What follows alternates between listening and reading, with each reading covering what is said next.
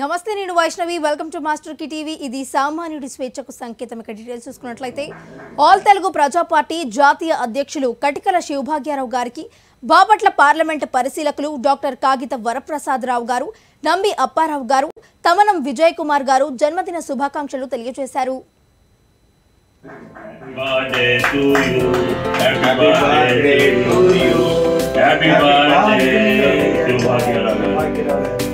Happy birthday to you. Thanks a lot.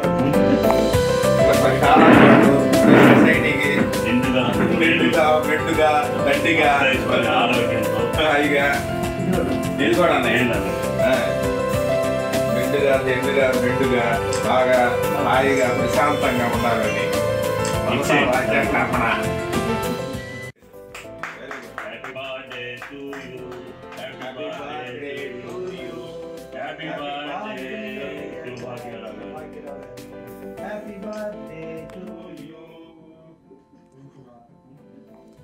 All Telugu ప్రజా party జాతీయ అధ్యక్షులు కటికల శివభాగ్యరావు గారికి బాపట్ల పార్లమెంటు పరిశీలకులు డాక్టర్ కాగిత వరప్రసాదరావు గారు నమ్మి అప్పారావు గారు తమనం విజయ్ కుమార్ గారు జన్మదిన శుభాకాంక్షలు తెలియజేశారు.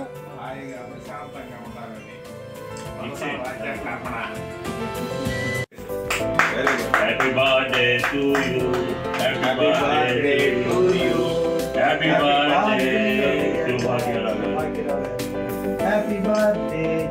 you. Thanks a lot. Budget ఆమోదం కోసం అసెంబ్లీ కమిటీ హాల్లో రాష్ట్ర కేబినెట్ సమావేశం ప్రారంభమైంది. నేడు అసెంబ్లీలో డిప్యూటీ సీఎం భట్టి విక్రమార్క మల్లు ప్రవేశపెట్టే ఓటాన్ అకౌంట్ బడ్జెట్కు రాష్ట్ర కేబినెట్ ఆమోదం తెలిపింది.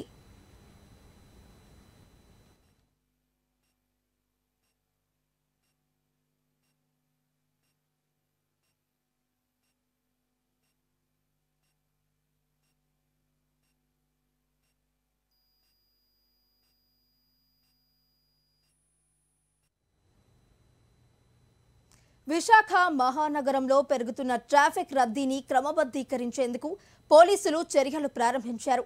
నగరంలో పెరుగుతున్న ట్రాఫిక్ రద్దీని దృష్టిలో పెట్టుకుని ట్రాఫిక్ సిబ్బంది ప్రమాద సమయాలలో అవసరమైన ట్రాఫిక్ పోలీస్ వాహనాల సంఖ్యను పెంచేలా అధికారులు చొరవ చూపుతున్నారు. అందులో భాగంగా నగరంలో కొన్ని సంస్థల సహకారంతో సమకూర్చిన కొత్త వాహనాలను ప్రారంభించారు.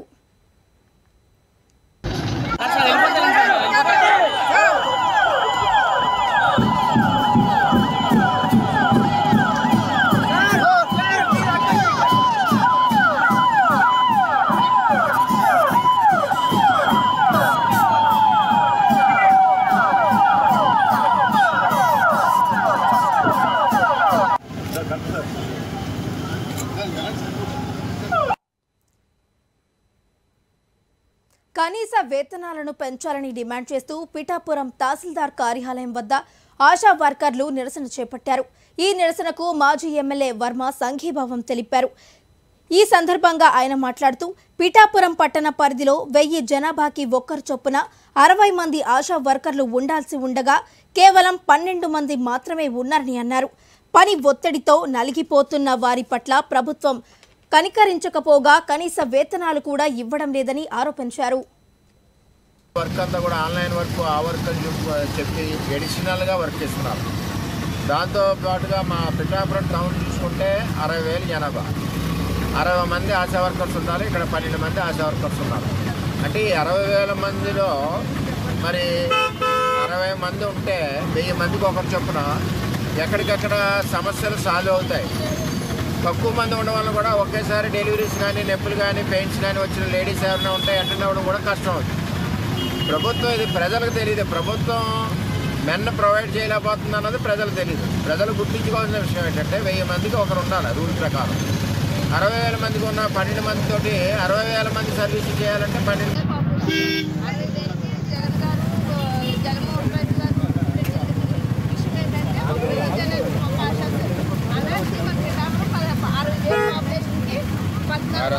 గజపతి నగరం నియోజకవర్గం ఇన్ఛార్జ్ మాజీ ఎమ్మెల్యే డాక్టర్ కెఏ నాయుడు కార్యాలయం నుండి సెల్ఫీ వీడియోను విడుదల చేశారు.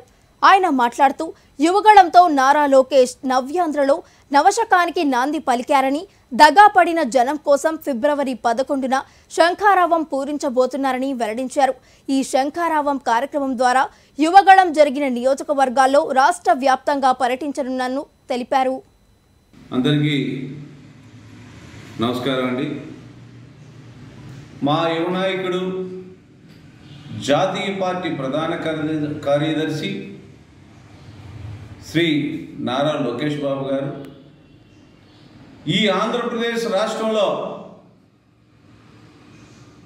జగన్మోహన్ రెడ్డి చేతిగా దగాపడ్డ యువతని కాపాడడం కోసం, పెడత్రోవ పడుతున్న యువతని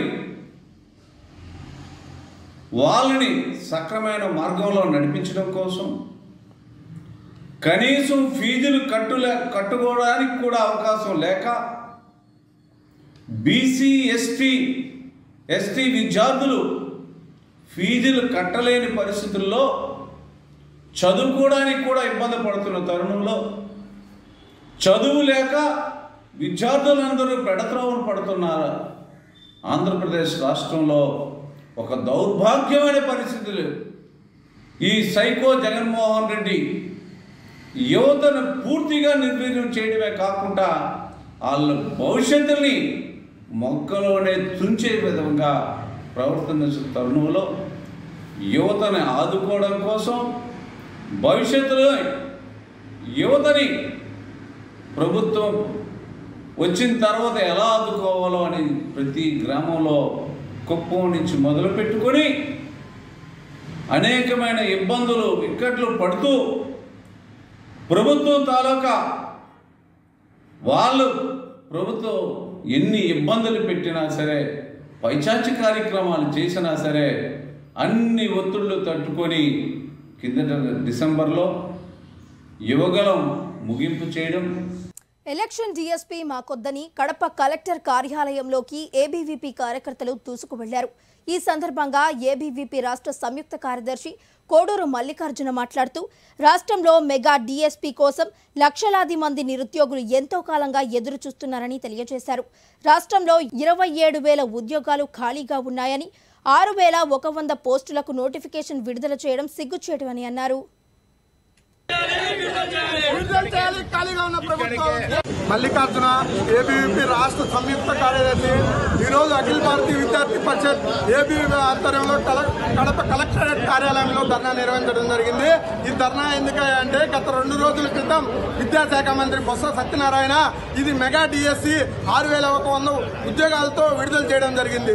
ఇది మెగా డిఎస్సి అని మీకు అనిపిస్తుందా బొత్స సత్యనారాయణ గారు అని ఈ సందర్భంగా మేము అడుగుతున్నాం. ఎలక్షన్స్ దగ్గర పడ్డాయి, ఏదో ఒకటి నిరుద్యోగులకు ఆశ చూపించాలనే ఒక ఉద్దేశంతో మీరు ఈ రోజు మెగా డిఎస్సి అంటూ విడుదల చేయడం జరిగింది.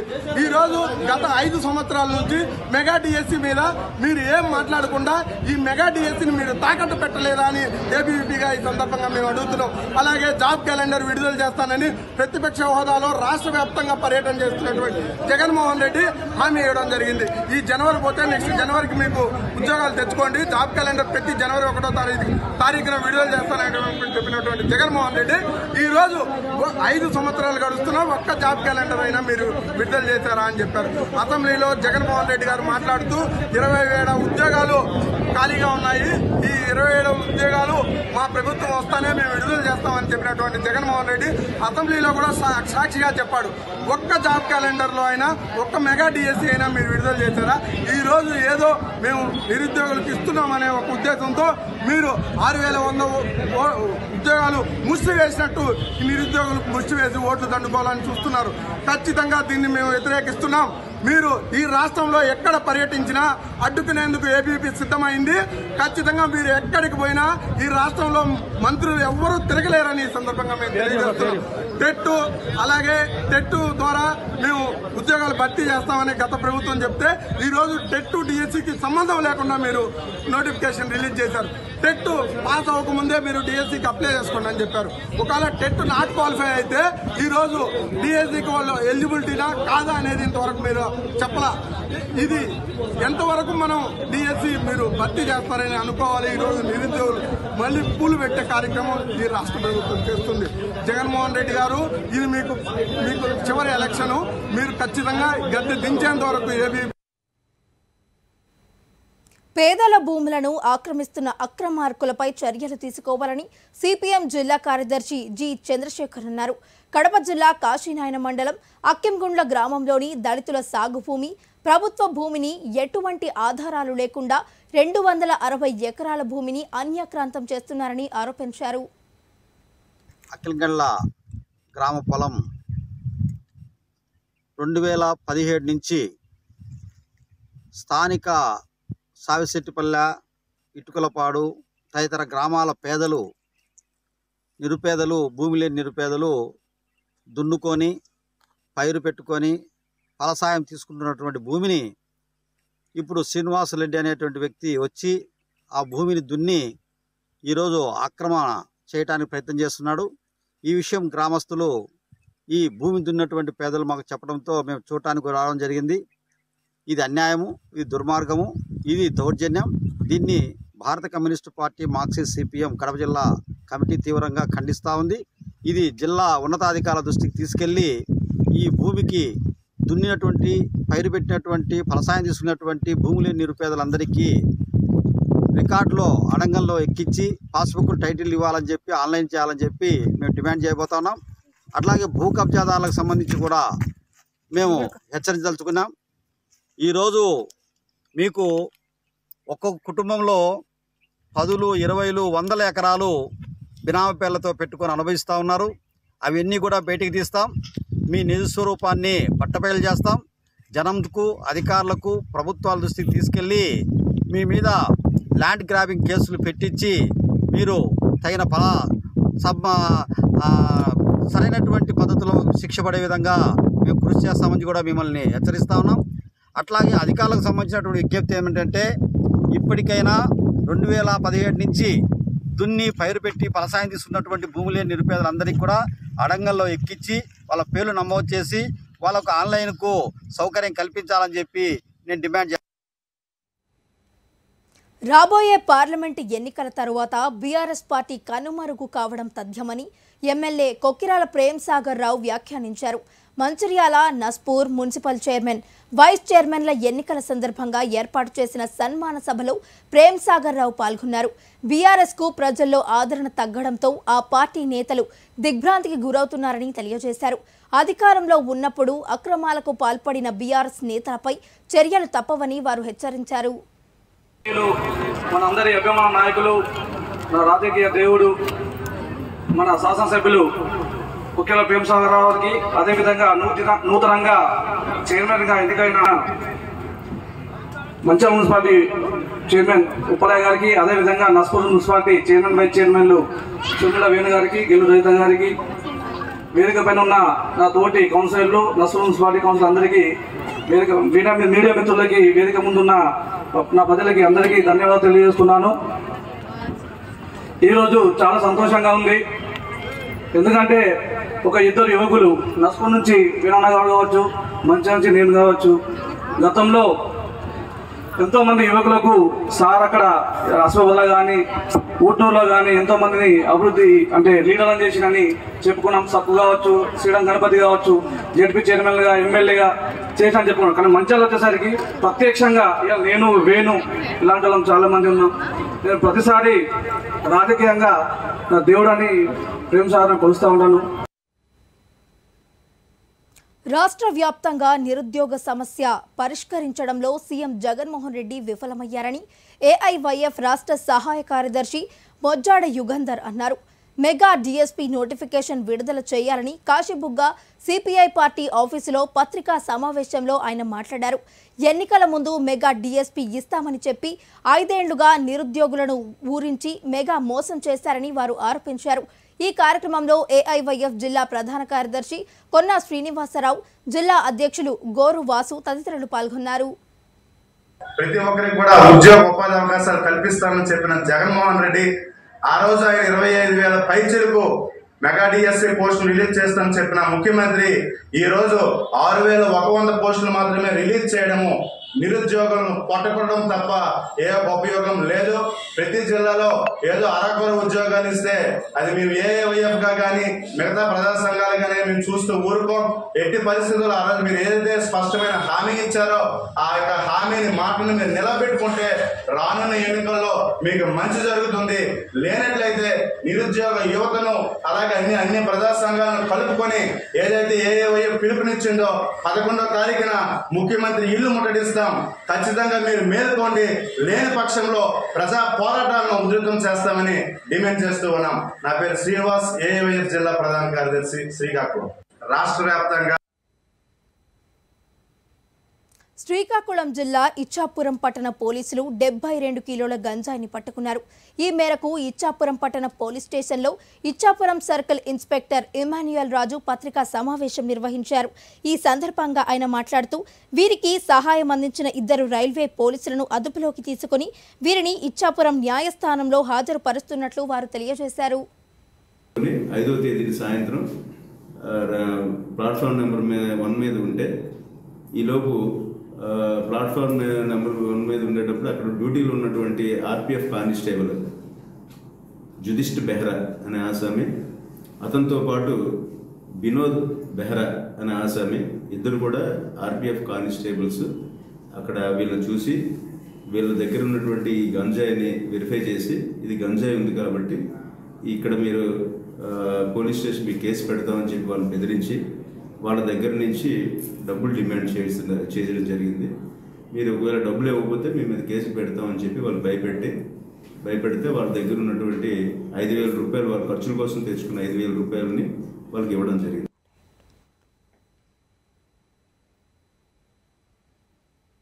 హైదరాబాద్ ఎన్టీఆర్ స్టేడియం తెలంగాణ కళభారతి ప్రాంగణంలో 36వ జాతీయ పుస్తక మహోత్సవం ప్రారంభించి గద్దర్ ప్రాంగణంగా బుక్ ఫెయిర్ నిర్వహిస్తున్నారు.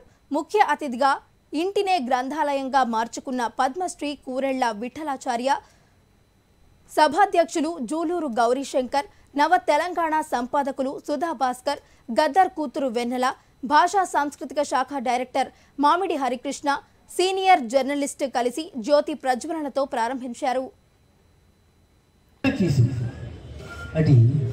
అందరు పుస్తకాలు మహానుభావులు అందరు పుస్తకాలు చదివి గొప్పవాళ్ళైన వాళ్ళే ఉన్నారు కాబట్టి పుస్తక పఠనం చాలా ముఖ్యం. ఈనాడు ఈ పుస్తక ప్రియులకు పండుగ ఇంత 36వ జాతీయ పుస్తక ప్రదర్శన సందర్భంగా ఇంత పెద్దగా ప్రదర్శన ఏర్పాటు చేశారు.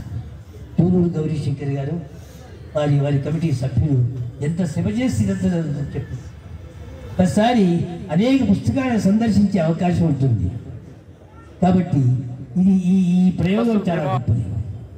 ఇక్కడ ఒక షాపులో పోతే ఒకే రకమైన పుస్తకాలు ఉండొచ్చు, రకరకాలు, కానీ ఈ ప్రదర్శన చూస్తే రకరకాల పుస్తక వైవిధ్యం కనబడుతుంది.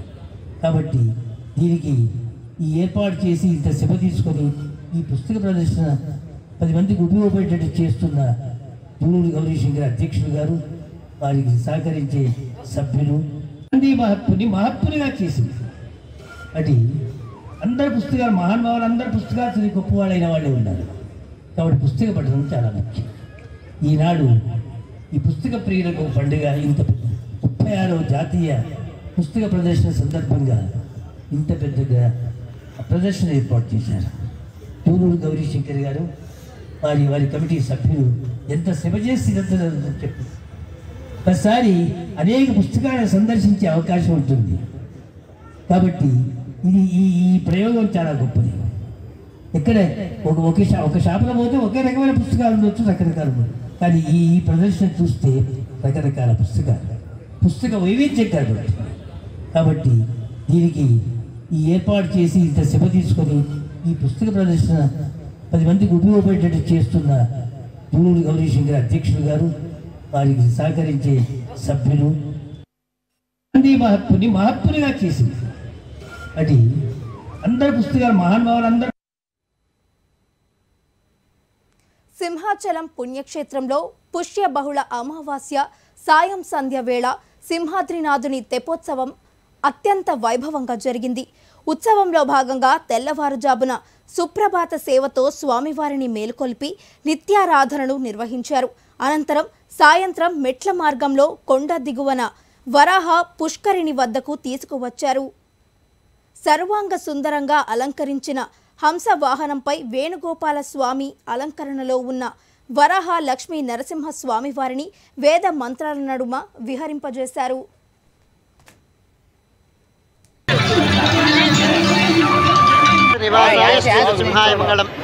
శ్రీ శ్రీ వరాహలక్ష్మీ నరసింహస్వామి వారి ప్రాతివర్షిక ఉత్సవాలలో తెప్పోత్సవం నావికా విహారోత్సవం చాలా విశిష్టమైనటువంటి సన్నివేశాన్ని సంతరించుకున్నటువంటి ఉత్సవం.